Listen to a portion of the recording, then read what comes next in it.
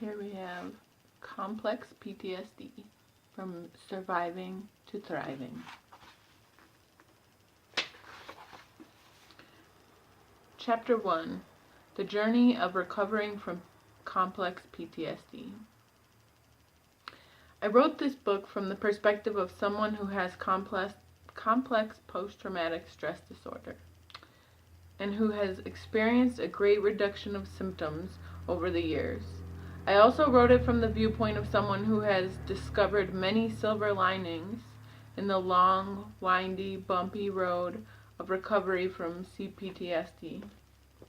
I have also seen this type of recovering in a number of my friends and many long-term clients.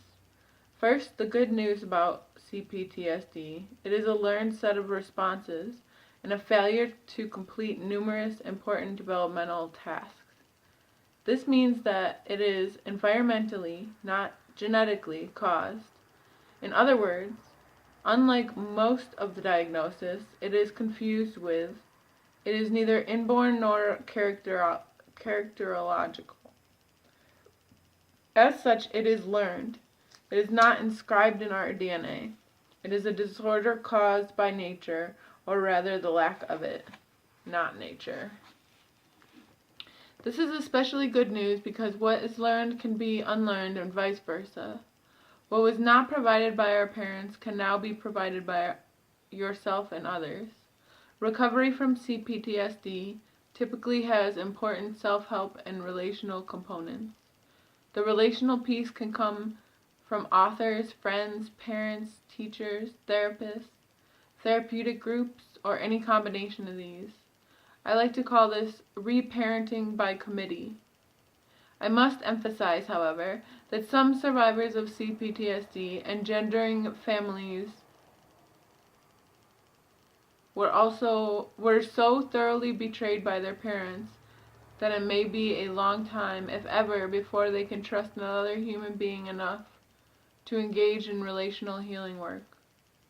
When this is the case, pets, books, and online therapeutic websites can provide significant relational healing. This book describes a multimodal treatment approach to cptsd. It is oriented towards the most prevalent kind of cptsd, the kind that comes from growing up in a severely abusive and/or neglectful family. In this vein, the book describes the journey of healing the damage that occurs when you suffer traumatizing abuse and abandonment. Traumatizing abuse and abandonment can occur on verbal, emotional, spiritual, and physical levels. Moreover, sexual abuse is especially traumatizing. I believe that we have an epidemic of traumatizing families. Current estimates posit that 1 in 3 girls and 1 in 5 boys are sexually abused before they enter adulthood. And recent statistics from the Kim Foundation report that 26% of Americans over 18 have been diagnosed with a mental disorder. When abuse or neglect is severe enough, any one category of it can cause the child to develop cptsd. This is true even in the case of emotional neglect if both parents collude in it, as we will see in Chapter 5. When abuse and neglect is multidimensional, the severity of the cptsd worsens accordingly. Definition of complex PTSD. cptsd is a more severe form of post-traumatic stress disorder. It is delineated from its better-known trauma syndrome by 5 of its most common and troublesome features: emotional flashbacks, toxic shame, self-abandonment, a vicious inner critic, and social anxiety. Emotional flashbacks are perhaps the most noticeable and characteristic feature of cptsd. Survivors of traumatizing abandonment are extremely susceptible to painful emotional flashbacks, which, unlike PTSD, do not typically have a visual component.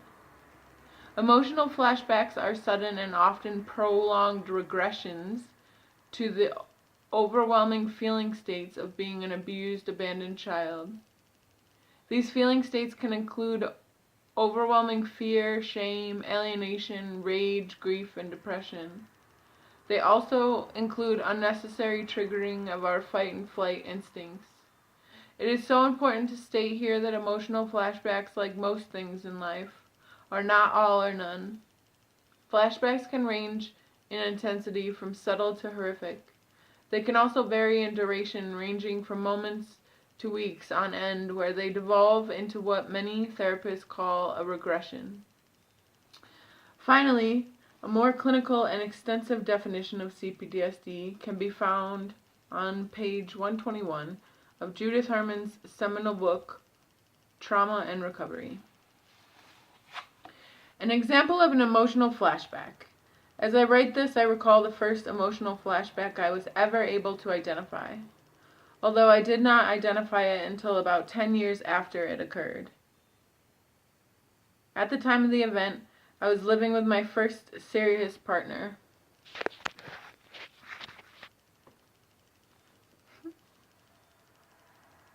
The honeymoon phase of our relationship came to a screeching halt when she unexpectedly started yelling at me for something I no longer recall. What I do most vividly recall was how the yelling felt. It felt like a fierce hot wind. I felt like I was being blown away, like my insides were being blown out, as a flame on a candle is blown out. Later, when I first heard about auras, I flashed back to this and felt like my aura had been completely stripped from me. At the time itself, I also felt completely disoriented, unable to speak, respond, or even think. I felt terrified, shaky, and very little. Somehow I finally managed to totter to the door and get out of the house, where I eventually slowly pulled myself together. As I said earlier, it took me 10 years to figure out that this confusing and disturbing phenomenon was an intense emotional flashback. Some years later, I came to understand the nature of this type of regression. I realized it was a flashback to the hundreds of times my mother, in full homicidal visage, blasted me with her rage into terror, shame, disassociation, and helplessness. Emotional flashbacks are also accompanied by intense arousals of the fight-flight instinct, along with hyperarousal of the sympathetic nervous system, the half of the nervous system that controls arousal and activation. When fear is the dominant emotion in flashback, the person feels extremely anxious, panicky, or even suicidal. When despair predominates, a sense of profound numbness, paralysis, and desperation occurs. And desperation to hide may occur. A sense of feeling small, young, fragile, powerless, and helpless is also commonly experienced in an emotional flashback. And all symptoms are typically overlaid with humiliating and crushing toxic shame. Toxic shame, the veneer of an emotional flashback. Toxic shame, explored enlighteningly by John Bradshaw in Healing the Shame That Binds, obliterates a cptsd survivor's self-esteem with an overwhelming sense that he is loathsome, ugly, stupid, or fatally flawed. Overwhelming self-disdain is typically a flashback to the way he felt when suffering the contempt and visual skewering of his traumatized parents. Toxic shame can also be created by constant parental neglect and rejection. Toxic shame can also be created by constant parental neglect and rejection. Early in my career, I worked with David, a handsome, intelligent man who was a professional actor. One day, David came to see me after an unsuccessful audition. Beside himself, he burst out, "I never let on to anyone, but I know that I'm really very ugly. It is so stupid that I'm trying to be an actor when I'm so painful to look at." I will never forget how shocked and disbelieving I felt at first, that such a handsome person could feel ugly. But further exploration brought me understanding.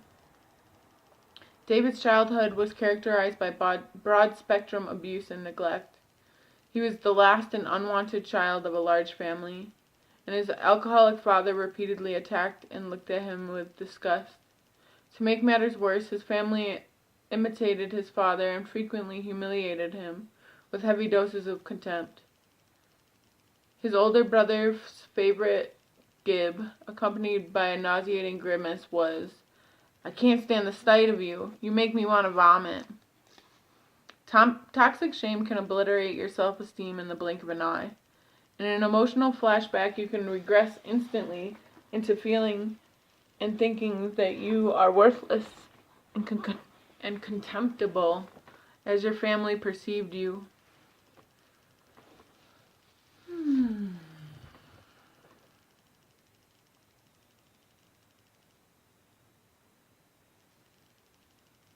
Toxic shame can obliterate your self-esteem in the blink of an eye. In an emotional flashback, you can regress instantly into feeling and thinking that you are as worthless and contemptible as your family perceived you. When you are stranded in flashbacks, toxic shame devolves into the intensely painful alienation of abandonment. Melange.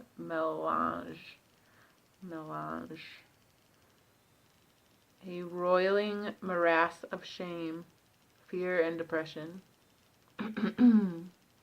The abandonment melange is the fear and toxic shame that surrounds and intersects with the abandonment depression. The abandonment depression itself is the deadening feeling of helplessness and hopelessness that afflicts traumatized children.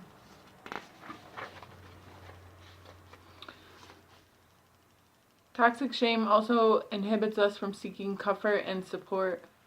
In a reenactment of the childhood abandonment we are flashed back to, we often isolate ourselves and helplessly surrender to an overwhelming feeling of humiliation.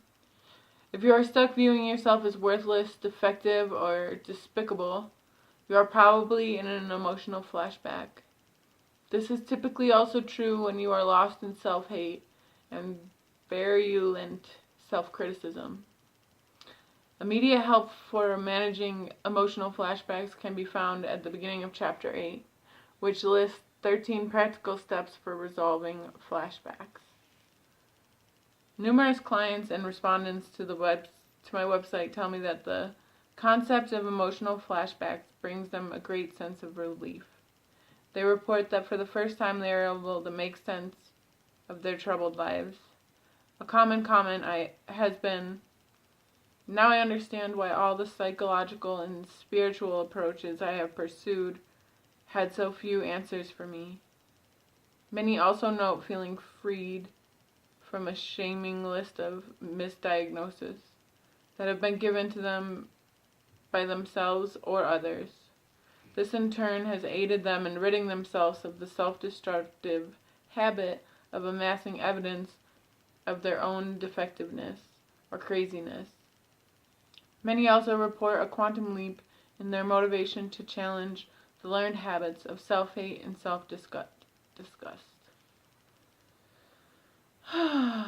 List of common PTSD symptoms. Survivors may not experience all of these. Varying combinations are common. Factors affecting this are your 4F type and your childhood abuse neglect pattern. Emotional flashbacks, tyrannical inner and or outer critic, toxic shame, self-abandonment, social anxiety, abject feelings of loneliness and abandonment, fragile self-esteem, attachment disorder, developmental arrests, relationship difficulties, radical mood vacillations, disassociation via distracting activities or mental processes, hair trigger fight-flight response, oversensitivity to stressful situations, and suicidal ideations. And rolling into the suicidal ideations. Suicidal ideation is a common phenomenon in cptsd, particularly during intense or prolonged flashbacks. Suicidal ideation is depressed thinking or fantasizing about wanting to die. It can range from active suicidality to passive suicidality. Passive suicidality is far more common with the PTSD survivors who I have known, and it ranges from wishing you were dead to fantasizing about ways to end your life. When lost in suicidal ideation, the survivor may even pray to be delivered from this life, or fantasize about being taken by some calamitous act of fate. He may even think or obsess, without being serious, of stepping in front of a car or jumping off a building. Fantasy typically ends, however, with a serious intent to kill yourself. This is as opposed to active suicidality, where the person is actively proceeding in the direction of taking her life. I am discussing passive suicidality because it does not merit the same kind of alarm as active suicidality. Passive suicidality, typically a flashback to early childhood,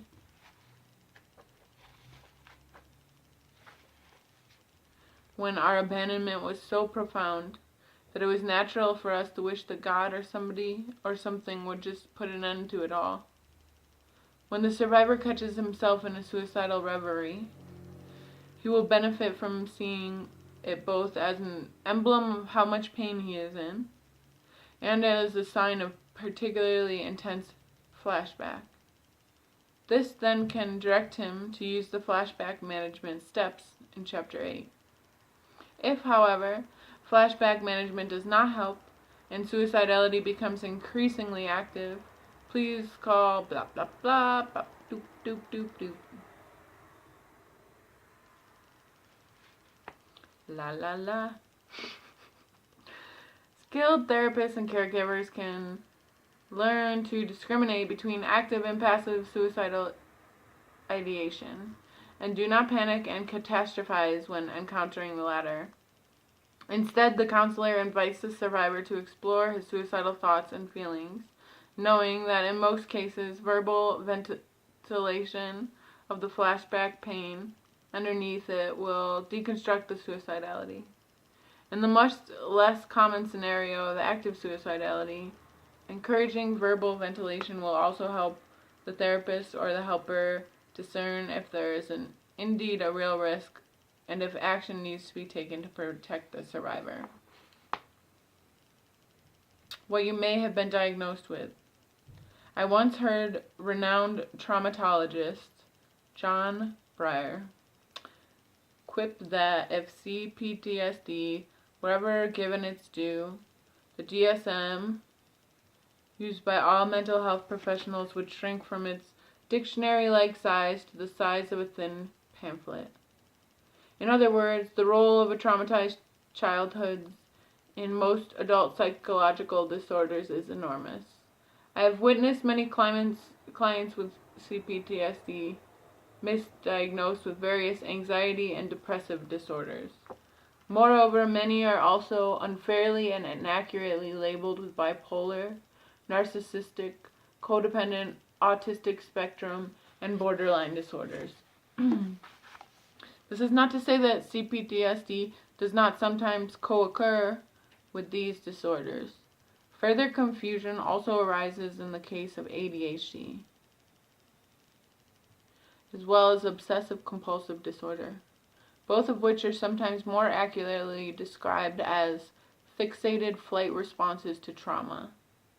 This is also true of ADD and some depressive and dissociative disorders, which similarly can more accurately be described as fixated freeze responses to trauma.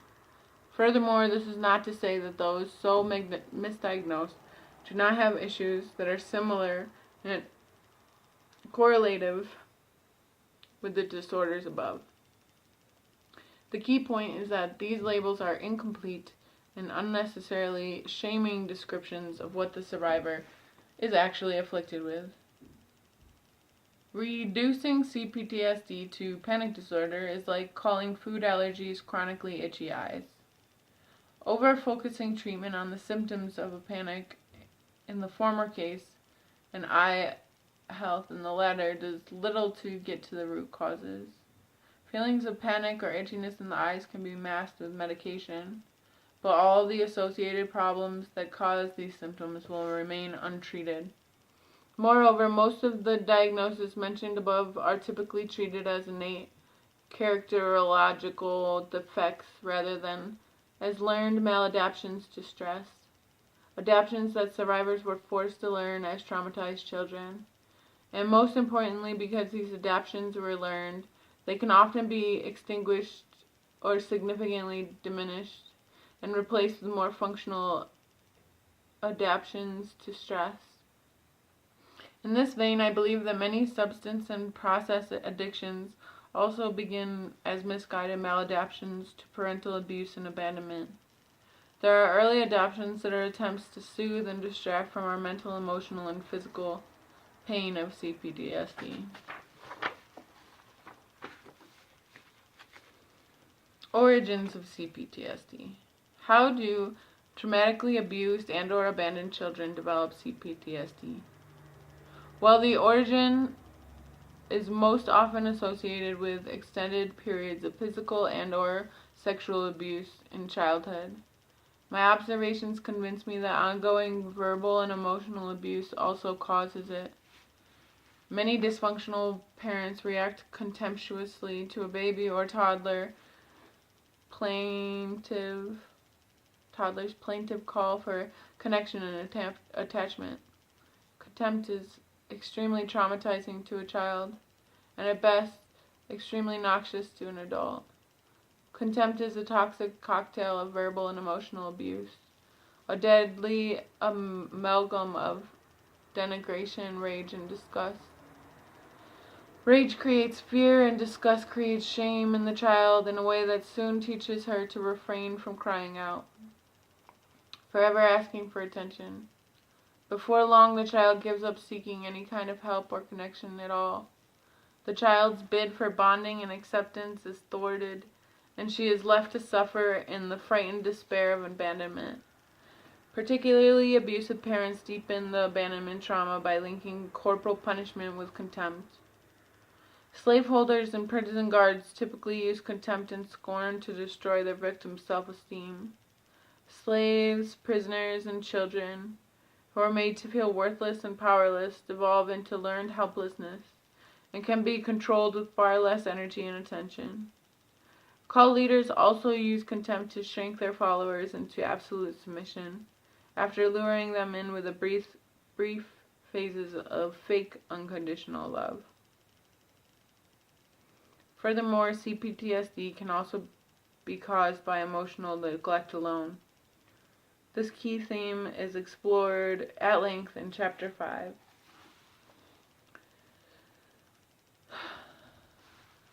If you notice that you're berating yourself because your trauma seems insignificant compared to others, please skip ahead to this chapter and resume reading there upon completion. Emotional neglect also typically underlies most traumatizations that are more glaringly evident. Parents who routinely ignore or turn their backs on a child's call for attention, connection, or help abandon their child to unmanageable amounts of fear, and the child eventually gives up and succumbs to depressed, death-like feelings of helplessness and hopelessness. These types of rejection simultaneously magnify the child's fear and eventually add a coating of shame to it. Over time, this fear and shame begets a toxic inner critic that holds the child, and later the adult, totally responsible for his parents' abandonment, until he becomes his own worst enemy and descends into the bowels of cptsd.